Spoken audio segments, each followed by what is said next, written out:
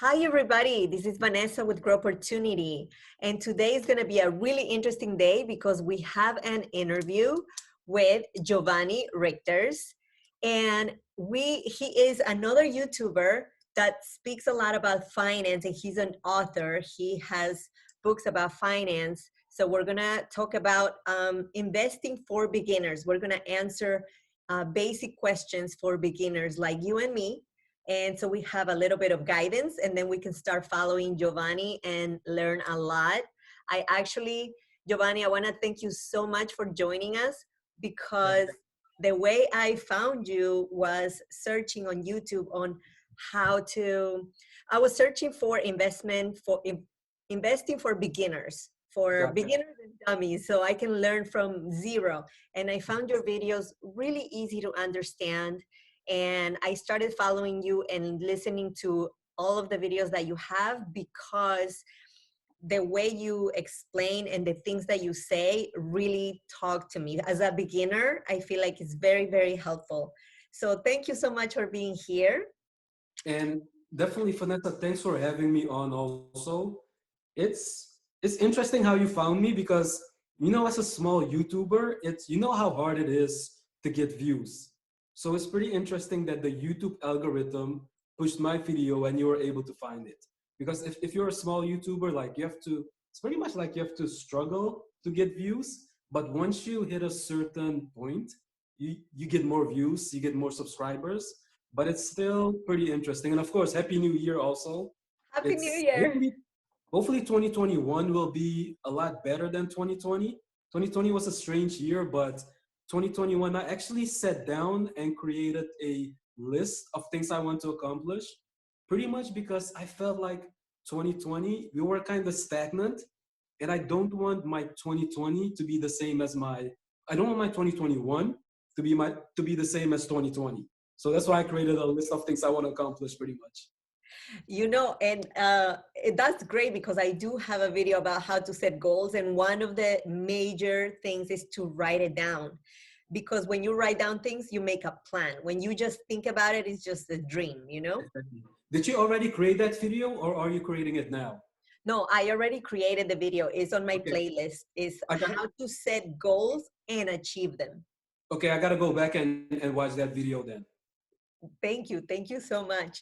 Yeah. Now, I want our viewers to know a little bit about you. So can you tell us a little bit of how you got into investing and finances? How come this became your passion? Tell us a little bit about why you do this.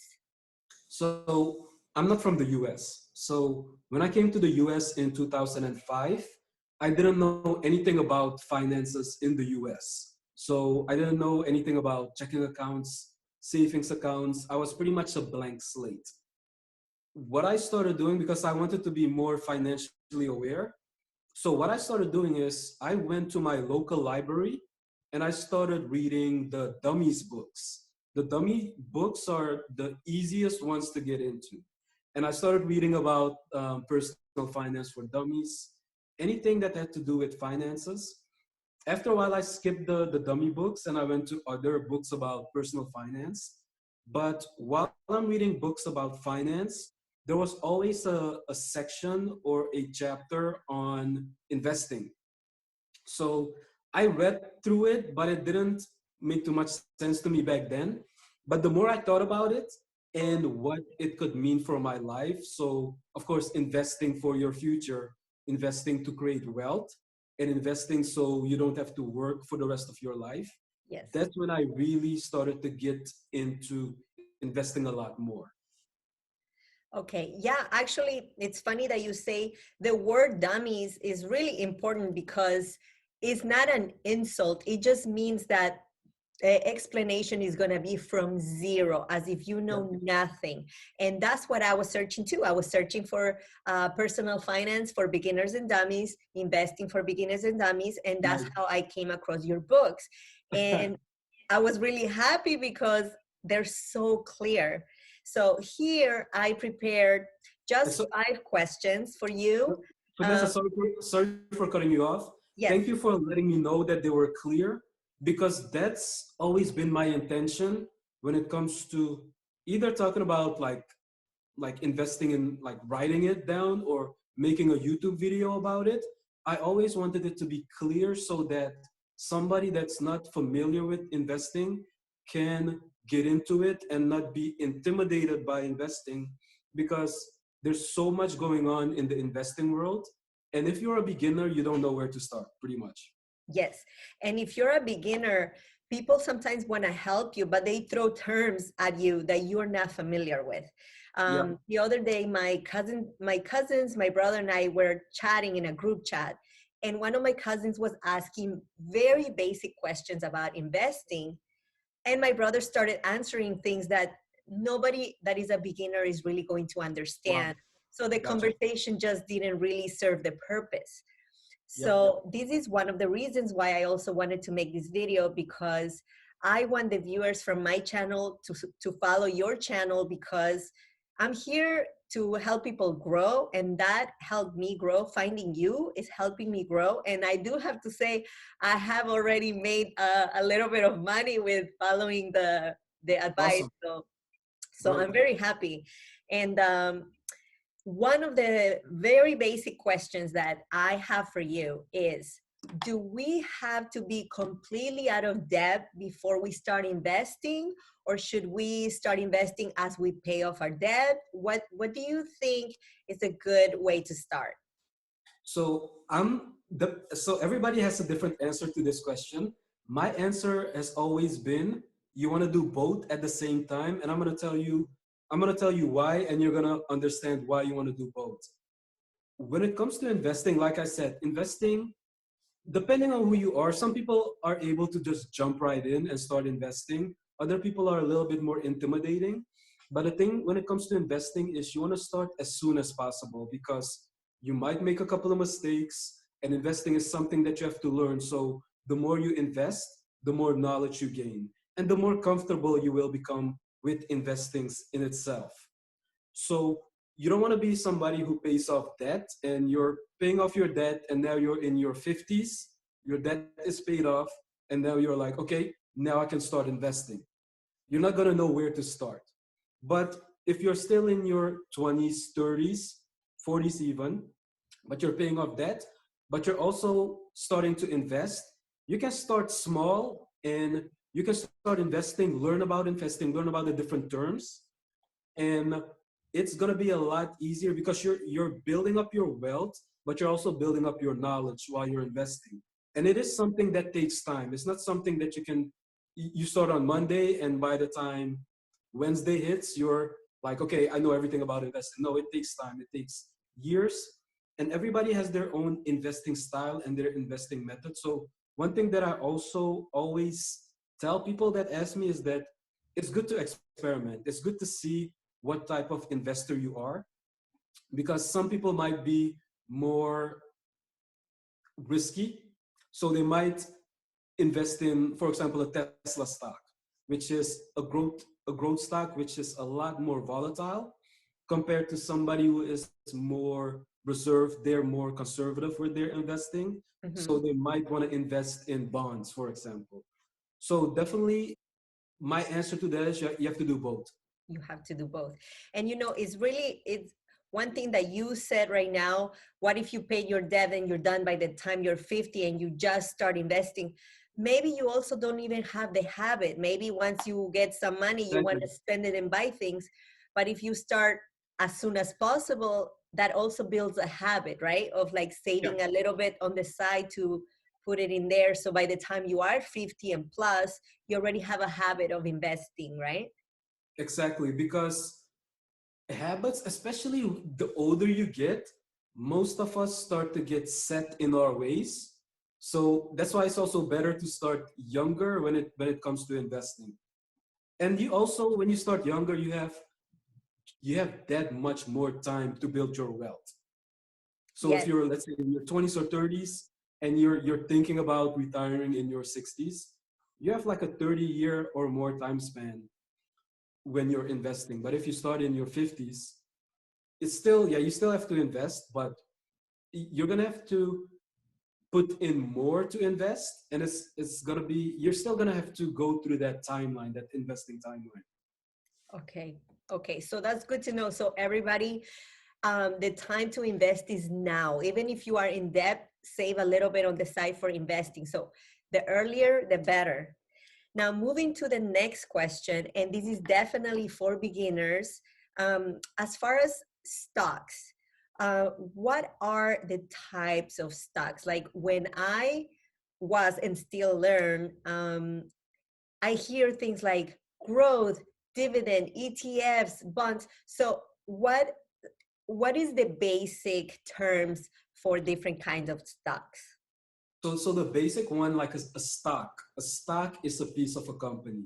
So if you think about a company like Coca-Cola, you take that company figuratively and you chop it up in multiple pieces, in billions of pieces, and you buy a piece of it, that's a stock. You own a piece of the Coca-Cola stock. Now, another one that people talk about are, for example, mutual funds.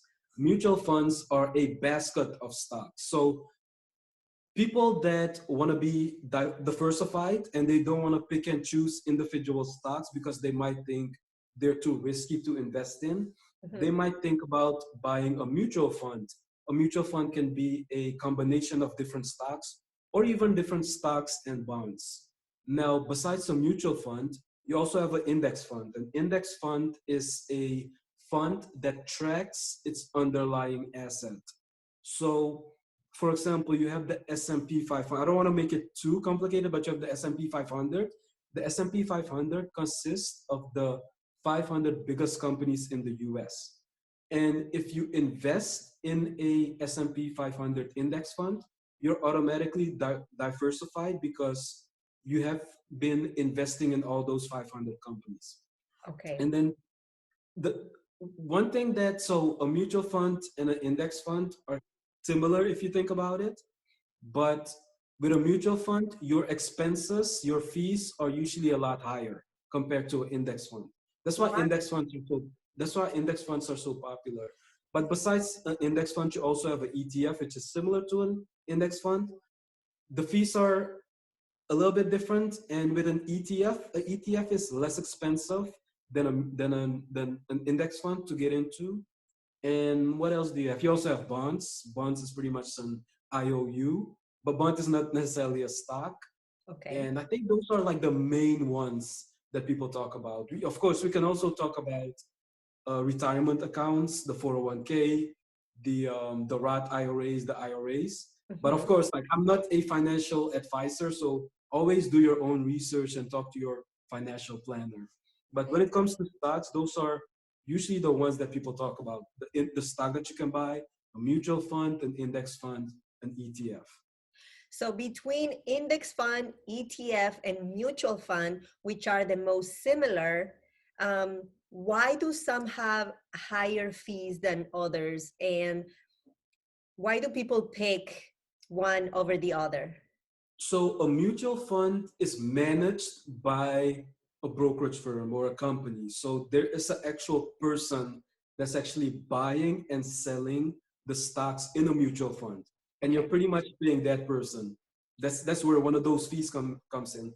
But Okay. there are additional fees that come into play also, even the buying and selling of stocks. But an index fund, since it just tracks its underlying asset, in the case of S&P 500, the fees are a lot lower because it's automated, right? It's It's just automatic. tracking something else. So Okay. that's why there are different fees. And a lot of these things you can just Google. If you go to a website like Morningstar and you type in the mutual fund that you want to buy, the mutual fund will have a ticker symbol. Everything has pretty much has a ticker symbol. The stock that you want to buy has a ticker symbol. So for example, Coke, the ticker symbol for Coke is KO. It's pretty much how you can identify the stock on the stock market. What's the unique identifier for that stock? So a stock has a ticker symbol, mutual fund, index funds, ETFs, they all have ticker symbols. If you go to a website like morningstar.com, just use the free version. Don't pay for anything. I don't like to pay for all these things. Yes. Just type in the ticker symbol of the mutual fund you're thinking about buying, and you can see some of the fees associated with that mutual fund, index fund, etc. Okay, okay. Now, one thing I always hear you say in your videos, you are a very big fan of dividend stocks and you like Yes. to buy dividend stocks. So, can you tell us a small difference between growth stocks and dividend stocks? Yeah. And when I say these things, I'm still investing in all these different things. So I'm also investing in growth stocks, dividend stocks. It's just that with my investing style, I lean more towards dividend paying stocks. Now, a dividend paying stock is a stock that pays its shareholders a dividend. A dividend is income that is pretty much coming out of the net income or the earnings of the company. So think about, let's go back to Coca-Cola. Mhm. Coca-Cola beverage company makes billions of dollars in revenue, and after they pay their expenses, they are left with the bottom line, which is the net income. Now, a company does multiple things with their net income. They might put it back into the business to grow the business. But one thing that these companies also do, not all companies, but some companies, especially dividend paying companies, also called blue chip companies, they pay a portion of their net income out to their shareholders as a dividend. That's my main way of investing. I like to invest in dividend paying stocks. One thing that I always say is that when it comes to dividend paying stocks, I like to invest in dividend paying companies that can grow their dividend faster than inflation, because my money that I invest needs to be able to keep its buying power. Okay. $1 today is not worth the same as $1 next year because of inflation, the price of things going up. If you go to the store today and you want to buy potato chips, I'm using potato chips because I'm always buying potato chips. It might cost $2.50 in the store, but go back 6 months from now and it might be $2.75. The price just went up. So your dollar is worth less. So when I invest in dividend paying stocks, I always make sure that they are able to grow their dividend faster than inflation. If you think inflation is 3 to 4% each year, Mhm. my dividend paying stocks need to be able to grow their dividends faster than 4% each year in Okay. order for my money, for my dividends to keep its buying power. And what about the growth stocks? Do you just buy growth and kind of like let it sit and sell them in the future? Is that what they're for? Or So when it comes to dividend paying stocks, I like to buy individual companies by researching them first. It's also called fundamental analysis. Fundamental analysis meaning you're actually you're opening up the books and you're looking at how much revenue a company generated, how much debt a company has. So I like to invest in individual dividend paying companies after I research them. When it comes to growth stocks, I like to invest in an index fund.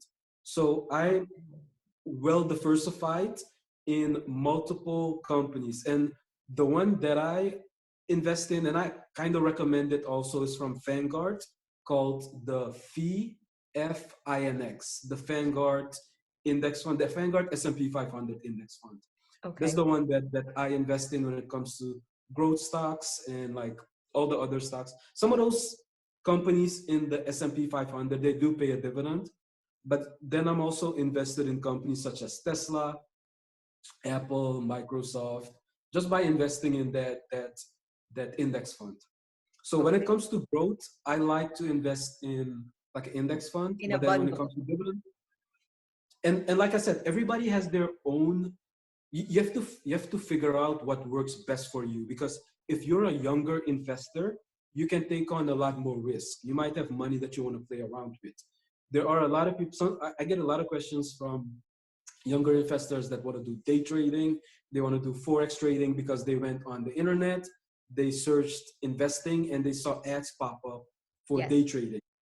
Now, I'm always somebody who's going to recommend that you try to do things, because I'm not going to be the person that says don't do it, but always be careful with how much money you put into investing, let's say doing day trading. And also you can also open a paper trading account, which gives you fake money to invest with, if you want to do day trading, forex trading, options trading, or any of the other methods you think about trying out. So even when it comes to investing, I'm always for like experimenting, because that's how I started.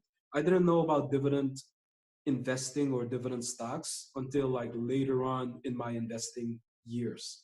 But definitely something that I always recommend is just have fun with investing, start to experiment. And of course, the younger you start, the better it is for you, because you can make mistakes, you can fall on your behind, and then always pick it back up, brush yourself off, pick it back up, and keep going forward. Yes. So following what you just said, my next question, and is also obviously for beginners, the whole video is for beginners. Following what you just said, if somebody comes in, let's say it's me or whoever, somebody comes in with a certain amount of money ready to invest, but they really don't know anything, and they're just starting to Google or find channels like yours and things like that. Yep. What, even though you said it's okay to have room for mistakes, what is the best way for someone to start investing without getting too scared at the beginning? So the Yep. safest way to start learning and then grow a little bit. So definitely, like I said in the beginning, we are not any financial planners. Like I'm not a financial planner. So definitely talking to a financial planner is something that you need to be thinking about, but also start reading books on investing, like how I started. And one thing that I always ask, because I was talking to my mom about this, I was talking to my brother about this, you need to see what your goal is when it comes to investing, because everybody has specific goals. Somebody wants to invest for 10 years. Somebody only wants to invest for 1 year. Somebody is a lot more risky when it comes to investing. So they might have X amount of money and they're like, okay, I don't care if I lose it. I just want to start investing. Somebody that's older, they might be in their 50s or 60s. They have a different way of looking at investing, because they don't want to lose money. They want to be able to preserve their money. So definitely I need to know what your goal is when it comes to investing, and what your timeline is, because that's gonna decide on how you want to approach the stock market, if that makes sense, and how you want to approach the different securities that you can invest in the stock market. Securities being your stocks, bonds, etc. So basically, it's not the same plan for everyone. Everybody's No. going to be different according to age, how much money they have, uh, how much of investment, how long they want to invest for. So there's a lot of questions that they need to know about Answer for themselves themselves. before they start. Be- because Vanessa, think about it like this. Let's say you're an entrepreneur and you have $1 billion business. You have all this money excess money that you don't know what to do with. And they come to you or myself and they want to start investing, right? They can take a lot of risk. They can invest in high risk stocks. Yeah. But now think about somebody who is like an older lady. She is retired and she wants to preserve her wealth. The way that she invests is going to be a lot different than the way the entrepreneur is investing, that can take on a lot more risk.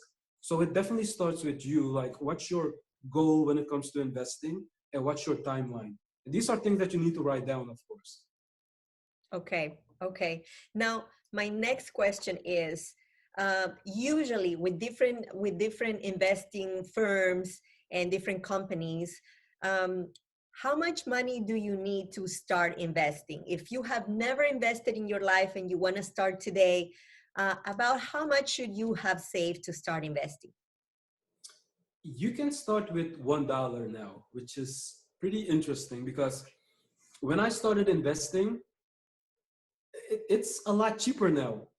Because when I started investing, you had to pay commission fees, or you have to pay fees when it comes to buying or selling.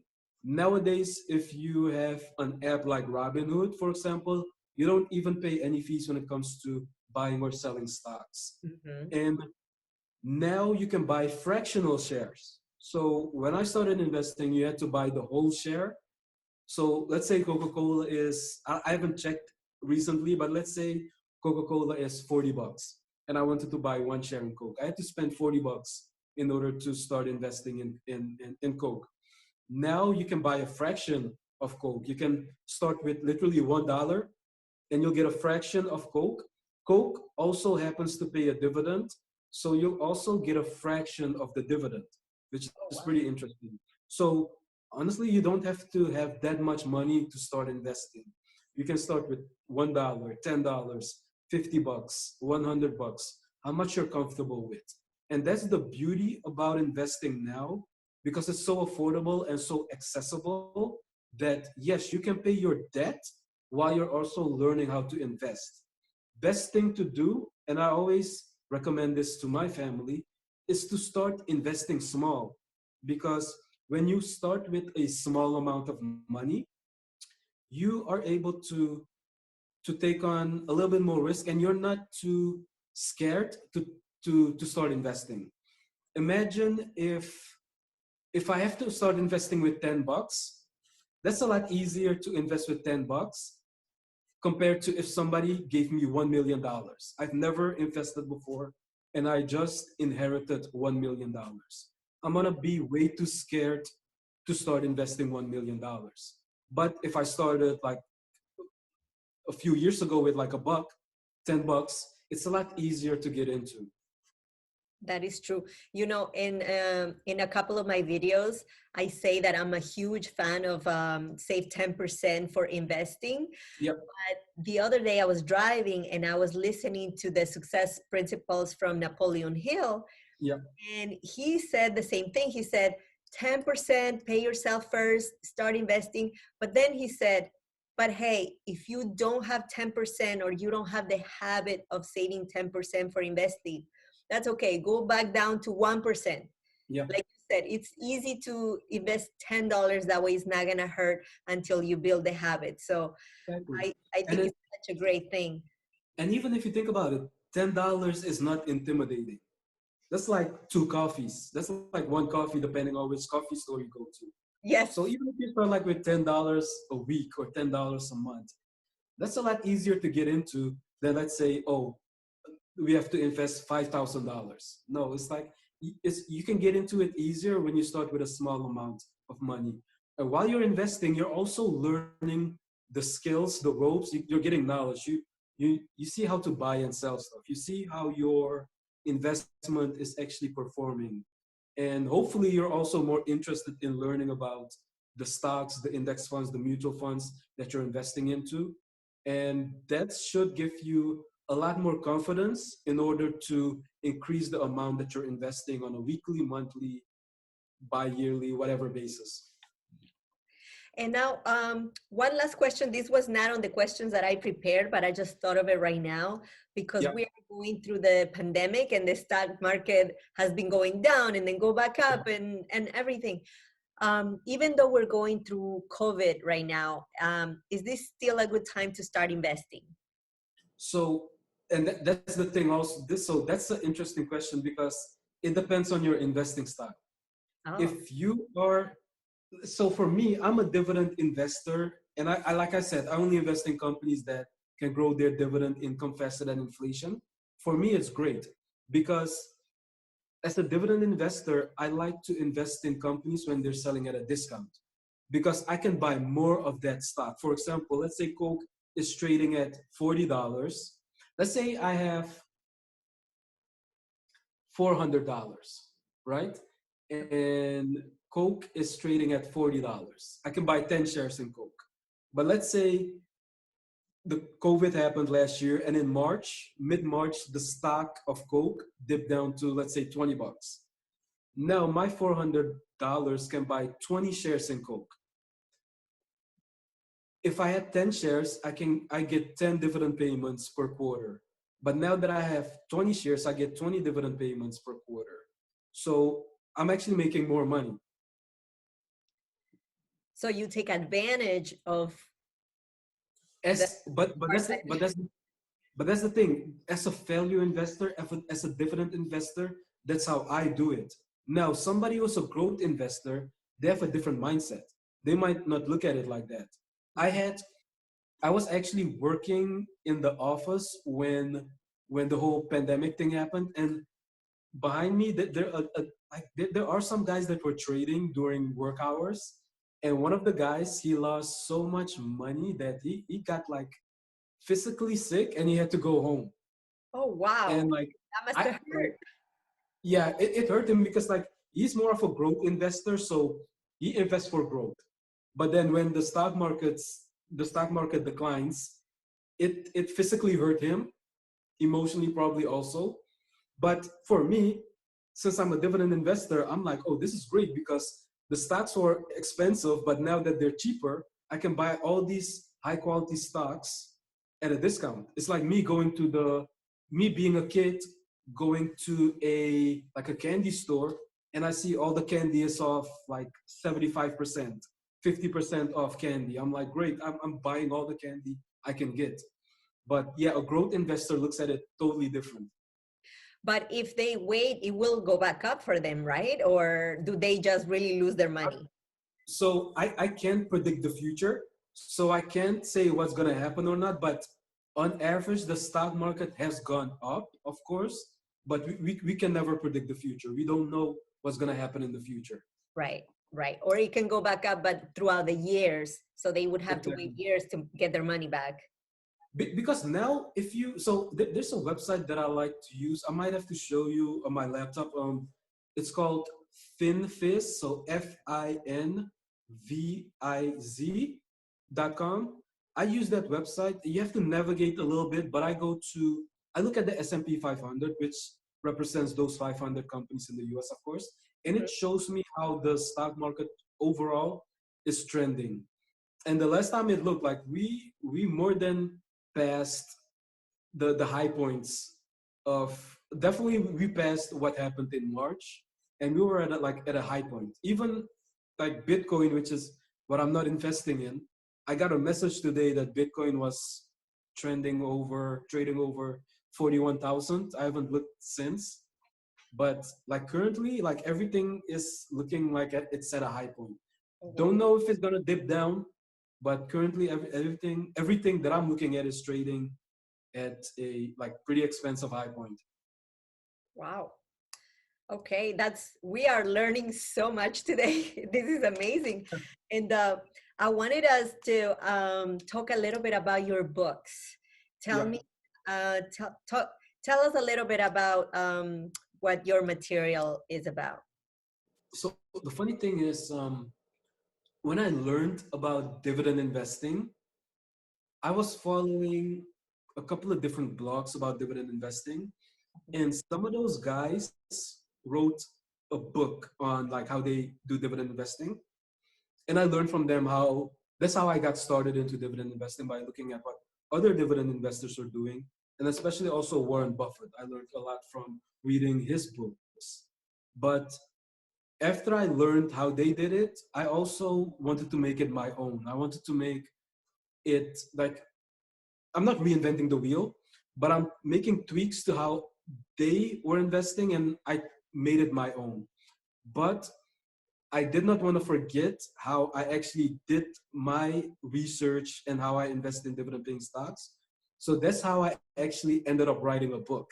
I actually wrote the book for myself first.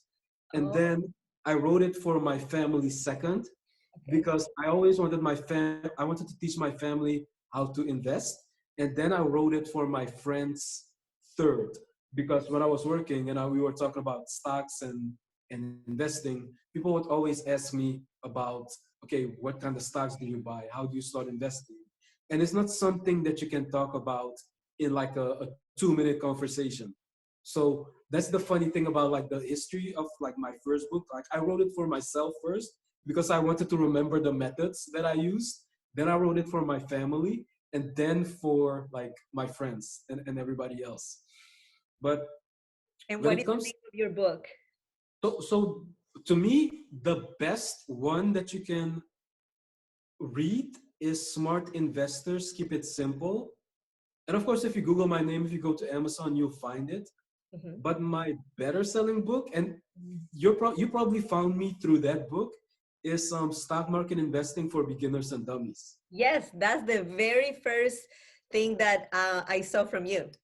Yep. And here's the thing, Vanessa, when it comes to paying for stuff, I don't really like to to tell people to like, I would rather you take that money and start investing it than buy my books. So that's why I'm always like, just go to my YouTube channel, because I literally have some of my audiobooks on my YouTube channel. Yes. So you can really go to my YouTube channel, listen to it for free. And then if you are interested in learning more, you can always like get one of my books.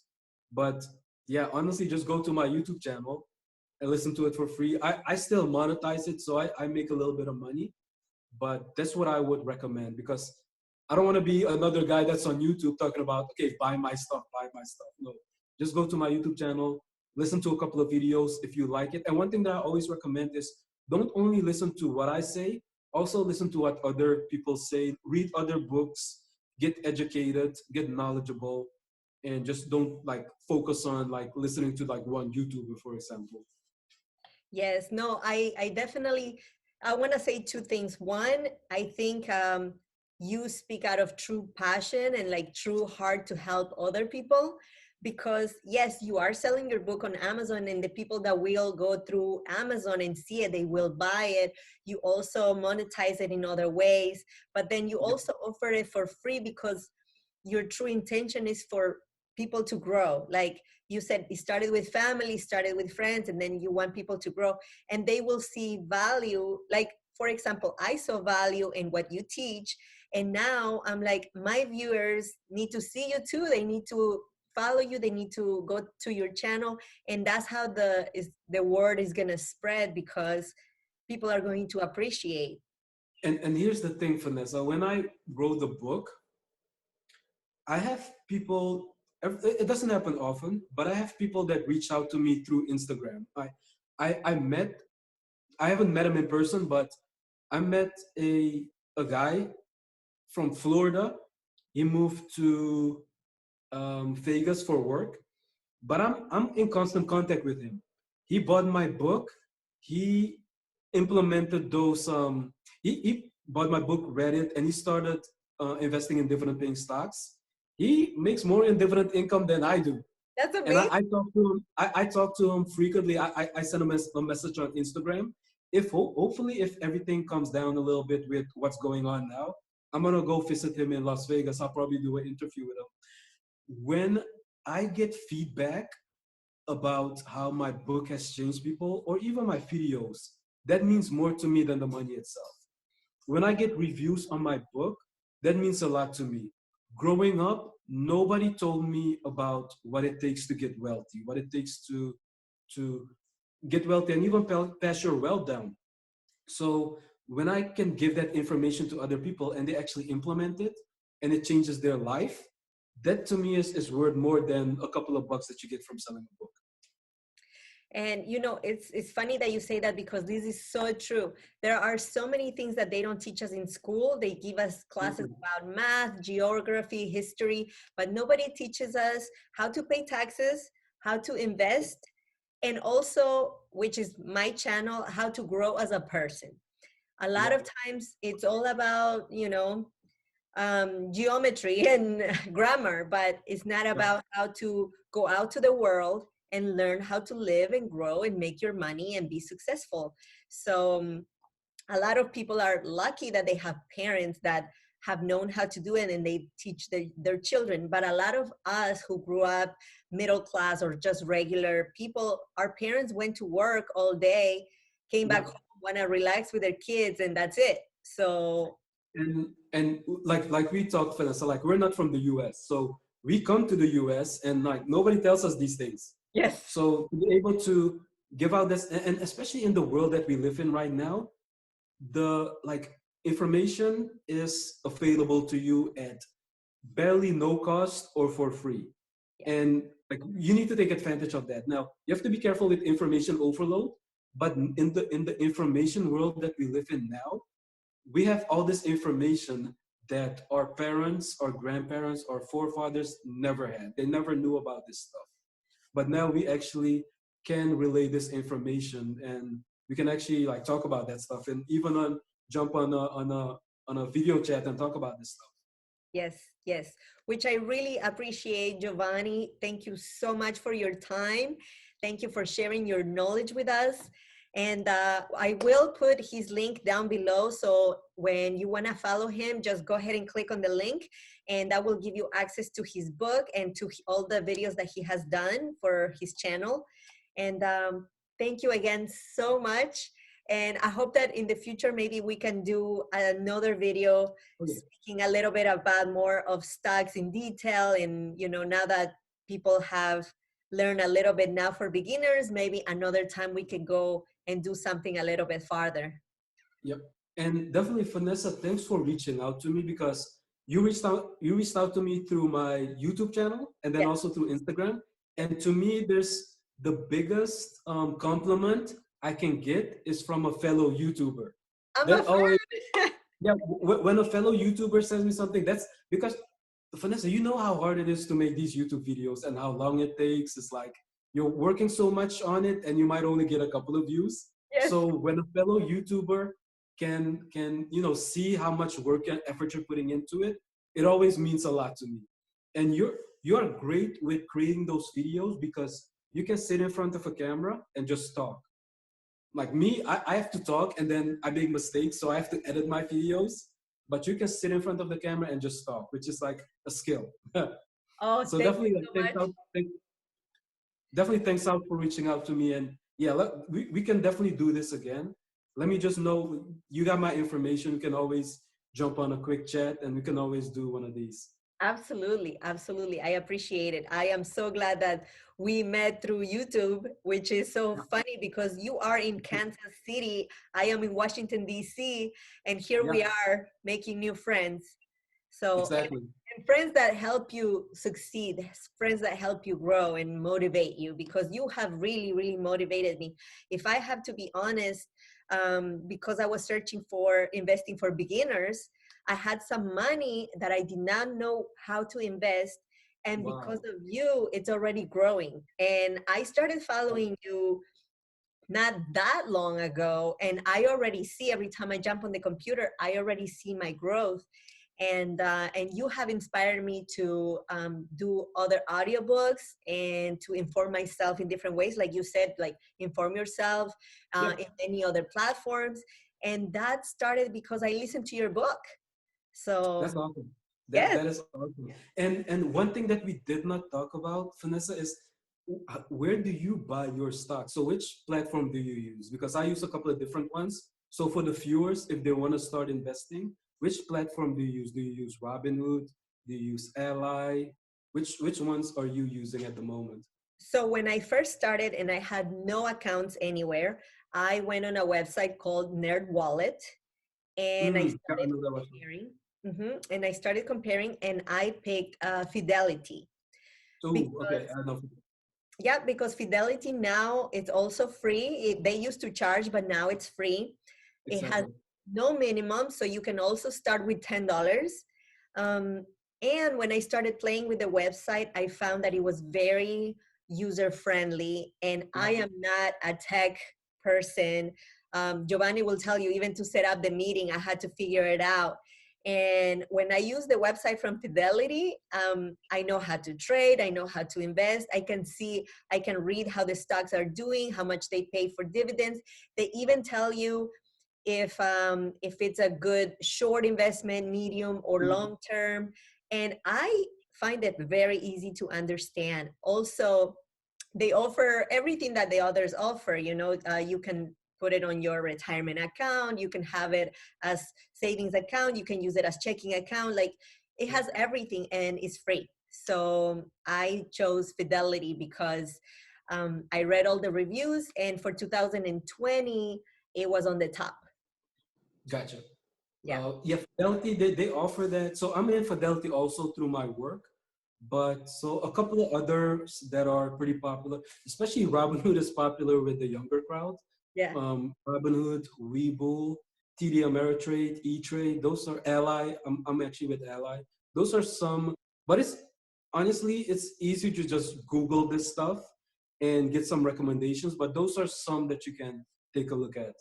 Yes, and that website, Nerd Wallet, they put all the companies next to each other and they have Gotcha. check Yep. marks so you can compare and see which one is more convenient for you. Yep. True. Awesome. Well, thank you again, Giovanni. Thank you so much for your time. Let's connect right after this call real quick. I Okay. just want to say thank you. And Yeah, I actually want to show you some of my YouTube stats. So let's connect after this call. yes, yes, awesome. And Cool. for the viewers, thank you so much for watching. If you like this video, definitely like, share, subscribe, and keep in touch with Giovanni and with me so we can create more content for you and offer you more value. Okay? Thank you so much. And thank you, Giovanni.